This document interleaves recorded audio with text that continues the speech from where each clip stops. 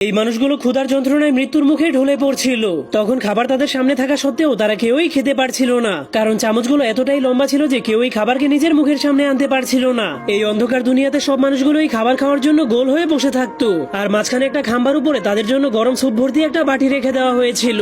আর তাদের সবার হাতেই একটি করে অনেক লম্বা লম্বা চামচ ছিল, আর যদি কেউ অনেক কষ্ট করে সেই চামচে একটুও স্যুপ ভরতে পারতো, তখন সেই চামচগুলো অনেক লম্বা হওয়ার কারণে তারা সেই স্যুপটাকে নিজের মুখের কাছে পৌঁছাতে পারতো না। আর এটাই ছিল তাদের জীবনের সব থেকে ভয়ঙ্কর শাস্তি, যার ফলে তারা সবাই প্রচন্ড ক্ষুধার যন্ত্রণায় ধৈর্যহারা হয়ে পড়েছিল।